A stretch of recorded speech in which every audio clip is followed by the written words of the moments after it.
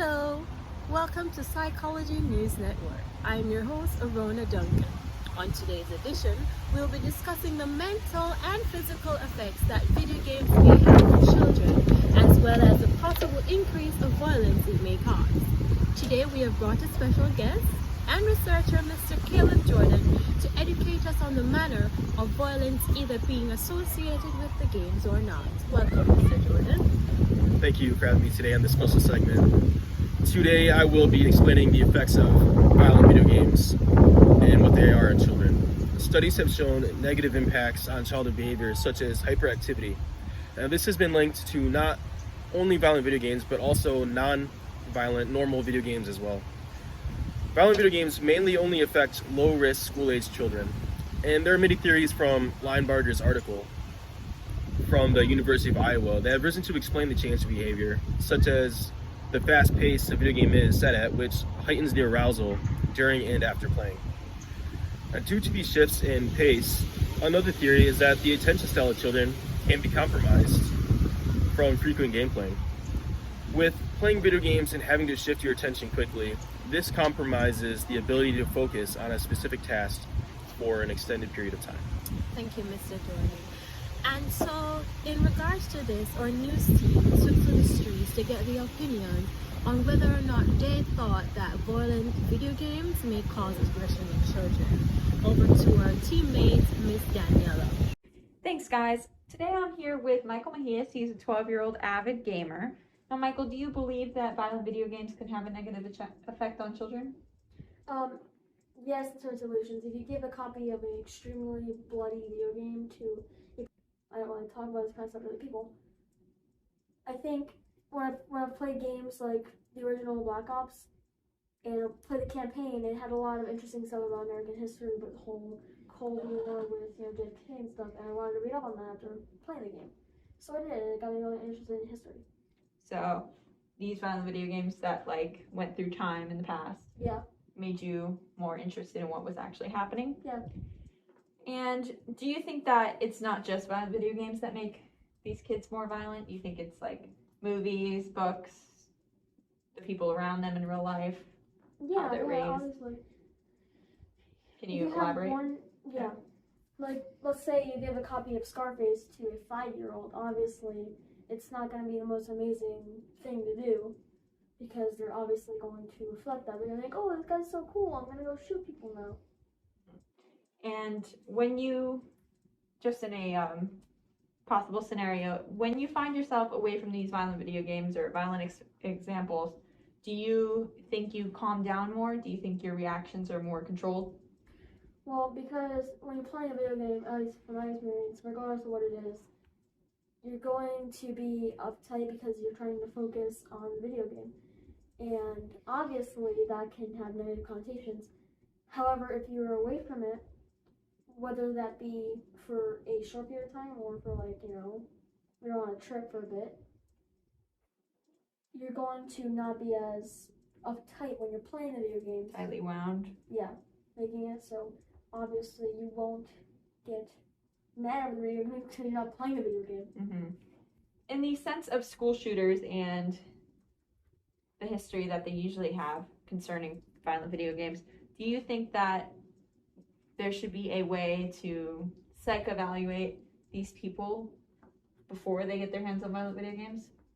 Well, I feel like there's nothing you can do, especially if a person's older and they're on their own, to do that. But obviously, if you are a person who has these psychopathic tendencies, you really shouldn't be giving yourself those video games. You should instead be finding a way to get help and make yourself a better person. Do you believe that these people who enact in mass murder situations, do you think that they would have gotten to that point had they not played violent video games or been exposed to guns and such? I mean, of course, if, like I said earlier, it all depends on the person. If a person is extremely violent on the brink of doing something, you show them something that shows somebody just giving up everything and just doing it, they're going to be like, hey, this person can do it, so can I. Mm-hmm. And then leads to stuff like, school shootings and other things like that. Do you find yourself lashing out more after you play violent video games like that? Like, is it easier for somebody to make you angry or irritate you? Not very much, in my opinion. If I get mad at somebody, it's probably because they did something that would make me mad at any time. Mm-hmm. And you don't think that makes it, you don't think that the video games make it harder to control your anger? No, All right, thank you guys. Back to you. Thank you, Daniela. We have another interview with Miss Deborah Hill, who works admissions at a juvenile detention facility. Thank you for being here today. In your experience working at the juvenile detention center, do you think violent video games have an influence on children's behavior? No, I do not.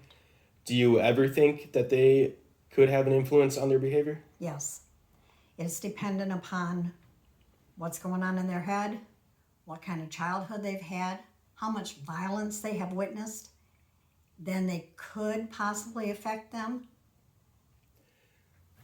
So you think it depends on whether or not they're already mentally unstable? Yes.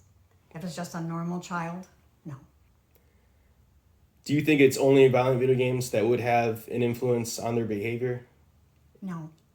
I think violent movies, anything in violence, parents being violent, dad beating mother up, all of these are affecting the child. So it doesn't necessarily have to be video. It could be anything. Could be the catalyst that would set them off. Yes. So you have 8 grandchildren who have played violent video games their entire life growing up. Has it affected them, to your knowledge, in any way? Not at all. Because they're normal children. They were not raised in a violent environment. So it's had no effect on them. Do you think that children or maybe the parents should wait and let their kids grow up to be a certain age before they're exposed to these kind of violent video games? I do, and only because the violence in the games now is more of an adult or level than it is a child. For one, it's going to terrify a child. It's just going to terrify them, the violence. So yes, they need to be older. And before you said you don't think there's any difference between violent video games and violent movies. No, I do not. So you think these children who have committed these violent acts, do you think they would have committed them regardless whether or not they played these video games? I know they would have. And anyone that you've seen in the care of this detention facility, has any of these inmates or their attorneys or anyone ever placed the blame on violent video games for their actions? Never. All right. Thank you for your time, Ms. Hill. I just got word we have another interview coming up, so stay tuned. Okay, thank you.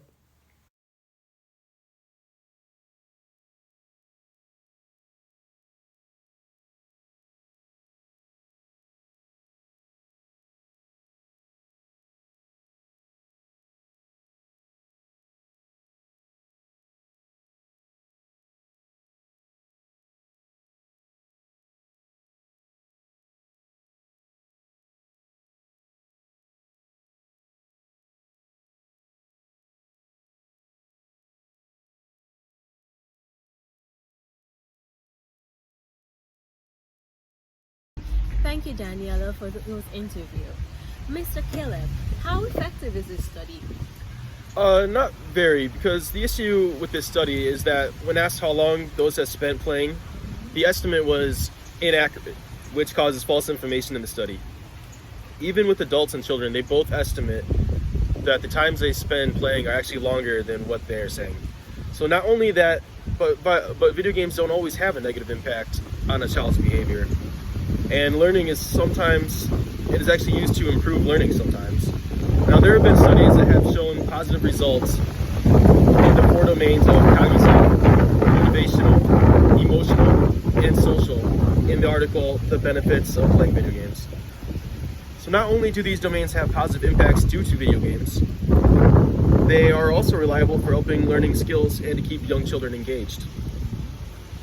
So not only do young children benefit with these interactive games, much learning has been switched online and in game form to keep the attention and to draw in students.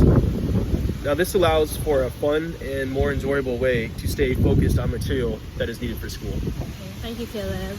And that's all the time we have for today. Thank you all for tuning in to this segment